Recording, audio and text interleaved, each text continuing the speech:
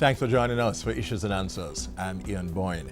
Today we have with us the CEO of the company's Office of Jamaica, Judith Ramlogan, and we'll be talking about issues that are of concern to you. We thank you for your company. Judith, good to have you on. So there's an extension of the time given for the filing of late company annual returns.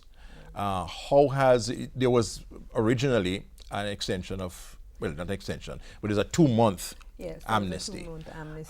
Had people been making use of that? Yes, they had been making use. There had been several inquiries about, the status of companies. And now we are seeing where persons are coming in to file their documents. As of today, I think we've had like 4,500 annual returns being filed.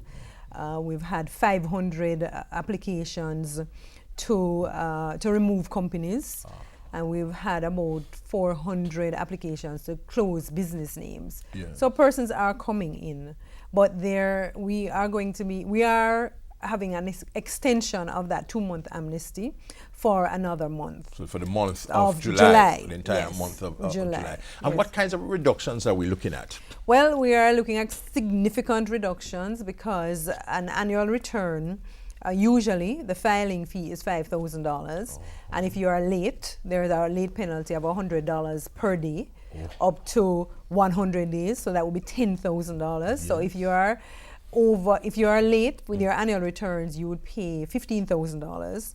The fee during the amnesty is $3,000, and there are no late penalties. So from 15 right to 3. To 3. And that is for companies that are for profit. For non-profit, the reduction is from $3,000 per annual return to $1,000 per annual return.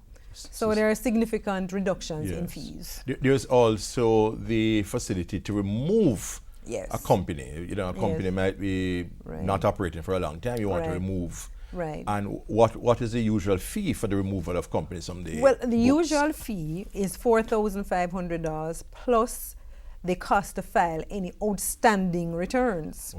Right? And usually, though, that could add up to a tidy sum. So what we're saying now, you don't have to file any outstanding returns. Just pay us $10,000. File, just make a request, official request to have the company removed, and a statutory declaration to say that the company has no assets or liability, and that is it. Good. Right? So it's a very meaningful amnesty. Yes, it is. And people should right. make And I just use. want to say that for business names, there are a lot of people who register business names and then forget them. And then when they come to register another business name, that's when they remember them. And usually there are some hefty fees for renewal of business names or removal. So what we're saying is just pay us $2,000 and just remove any business names that you are no longer using. Okay.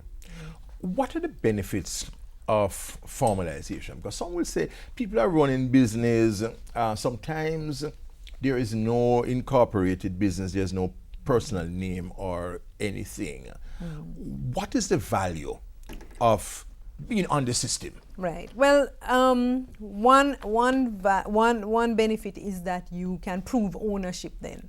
So, there is an objective place that you can go to confirm that I own this business. You also, to get loans, you have to be formalized, right? Whether it is from a bank or it is from the government, you have to be And formalized. the government has a number of facilities to help small business. Right. That if you're not formalized, you can't get the help, you can't get the assistance. Right. So as I said, prove ownership. If you want a loan, and also the thing is that as long as you're registered with COG, you're on our database, and the database is on our website, so anybody from anywhere in the world will be able to confirm, yes, that this business is owned by this person. So it's a part of person's due diligence sometimes. And someone might want a business partner. Someone might want to access training.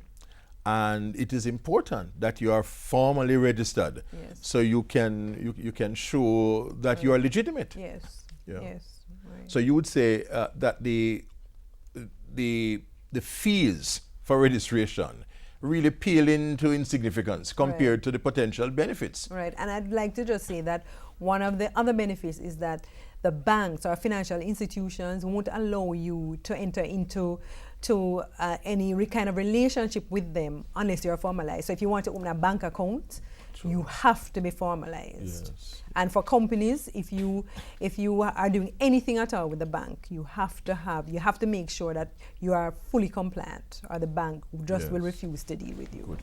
We're going to take a break. When we come back, we want to talk about what is called the SIP registry. It was controversial a few months ago, and Judith Ramlogan will tell us what are the benefits of this registry. We take a break, but we'll be right back.